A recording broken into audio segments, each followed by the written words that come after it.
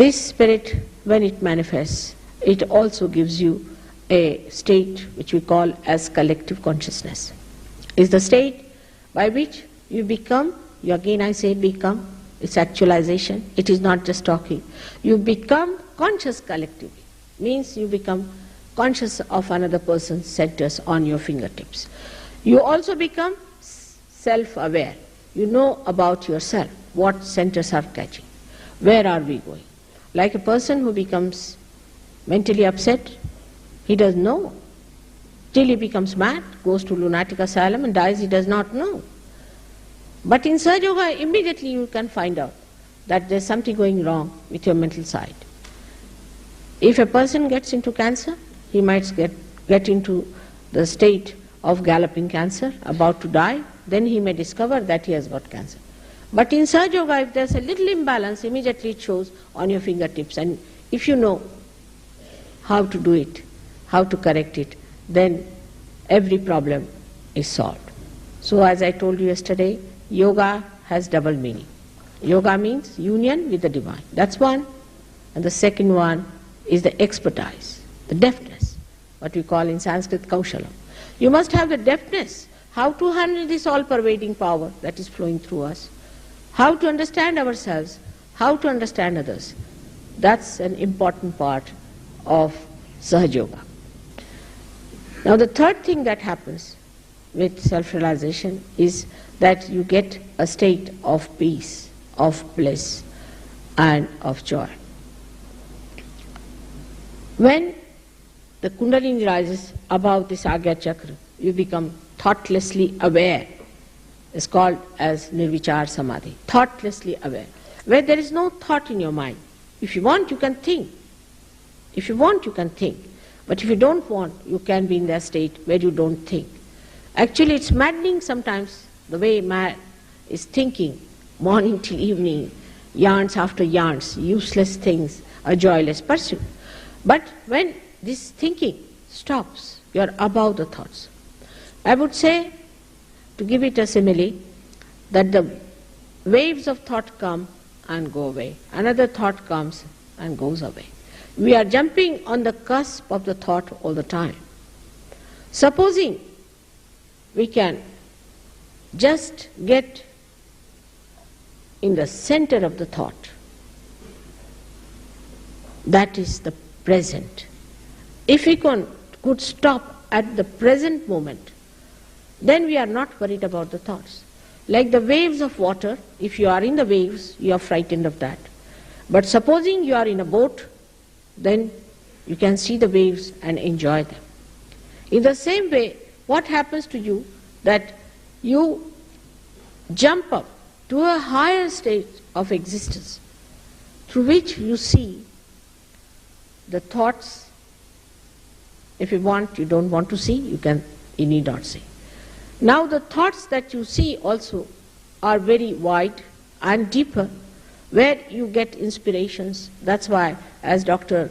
Warren has told you, that your creativity improves. You can become tremendously dynamic, because your time is not wasted in wasteful thinking. You just know this is it. This is the exact. This is what we have to do. And that's how people get rid of many of their problems of mental tensions. There's no tension at all. You don't have any worries. You just see the thing like the witness. You become the witness of the whole drama.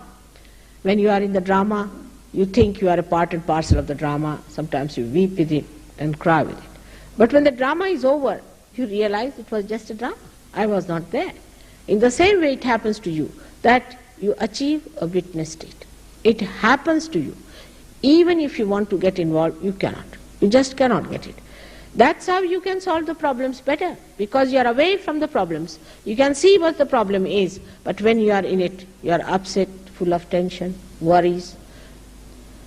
And sometimes people get so upset with it that they commit suicide when they find no solution. But if you are away from it, then you can definitely solve the problem. Now this witness state has to grow within you gradually, with little understanding and with little meditation, which is very simple, which you can do very easily. Nothing has to be done about it. The last center is the center of Sahasrara, they call it, because there are 1,000 petals. 1,000 petals because there are 1,000 nerves which get enlightened. And the light from the flame, as you see in a candle, in the same way, it appears like tongues of flames, beautiful tongues of flame of various colors. You see them opening out. First you don't see, first you become the light, and then you can see it also, that it opens out as a beautiful lotus of flames of beautiful colors. And you stand in between to see that you are there watching all this within yourself. This center has a speciality, that all the centers you have seen, the 6 centers, are placed in the head. This is what we call the station of the centers, or the pithas. The centers are working there, but actually their guarding forces are in the head. And when the Kundalini comes up and she integrates you and enlightens the brain, all these centers also get enlightened, and you feel that you are completely integrated. Your mind, your body, your soul all work together. There's no fight. You are extremely restful, you are peaceful, and the bliss you feel actually as physical manifestation. For example, if you want to see something very beautiful, you see something very beautiful and you like it, like Mona Lisa's painting now, many people go to see that. They don't know what they like about it, but I know what it is. When you watch that, there is no thought. There's no thought. When there is no thought, the creation of the artist in that photograph or in that painting or in any beautiful scene or anything that you see, the whole thing is reflected within you as if it's a ripple-less ocean or a ripple-less lake in which all the surroundings are reflected completely. And then you feel actually physically as if the joy and the peace is flowing down you, like peaceful happening. You feel that relaxation just coming on you. Physically also you feel it, and you feel extremely charmed by that.